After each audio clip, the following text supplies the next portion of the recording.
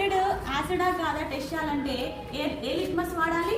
Blue litmus. దీనికి ఒక చిన్న మీకు టిప్ ఇస్తాను. బార్, BAR బార్ అంటే B for blue litmus, A అంటే యాసిడ్, R అంటే రెడ్ కలర్ పోతుంది అనమాట. సో బ్లూ కలర్లో ఉన్న ఈ లిట్మస్ పేపరు రెడ్గా మారిందంటే అది యాసిడ్. బార్ అని గుర్తుపెట్టుకోండి, BAR బార్. ఓకేనా? సో ఒక బార్, ఆ బార్ ఈ బార్ తింటారు కదా మీరు. సో బార్ అంటే యాసిడ్ అని గుర్తుపెట్టుకోండి. ఇక రిమైనింగ్ ఈజీగా తెలిసిపోతుంది. ఇప్పుడు చూద్దాం చూడండి.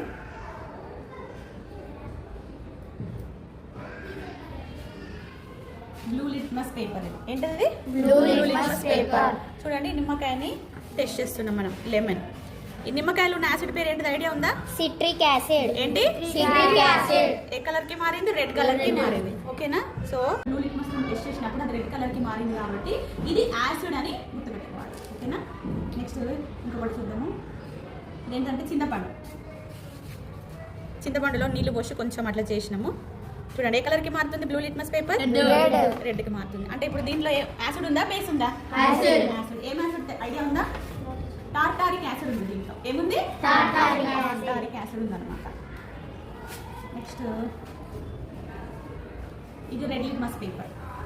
ఈ రెడ్ లిట్మస్ పేపర్ని మనము ఇప్పుడు సబ్బుకి టెస్ట్ చేద్దాం. సబ్బు ఏమంటే సంతూర్ సబ్బు తెచ్చండి నా కోసం. మారుతుంది కదా లైట్గా కలర్.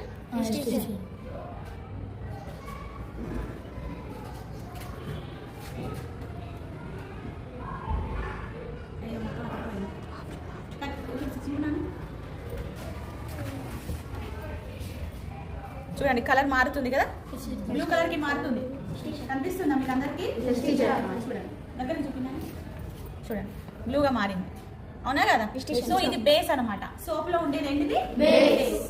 బేస్ అంటే క్షారము అని అర్థం. పెరుగు, ఇది కర్డ్, దహి. ఈ దహిలో యాసిడ్ ఉందా, బేస్ ఉందా చూద్దాం. చూడండి, మొత్తం ఏ కలర్ కి మారిపోతుంది? రెడ్ కి మారిపోతుంది కదా. ఓకే, ఇప్పుడు రెడ్ కలర్ ని పెట్టండి చూద్దాం. దగ్గరికి రమ్మను. మారిందా ఏమన్నా కలర్? మారలేదు అంటే అర్థమైంది దీంట్లో బేస్ లేదు అని అర్థం. సో పెరుగులో ఉన్న యాసిడ్ పేరు ఏంటిదని అంటే లాక్టిక్ యాసిడ్.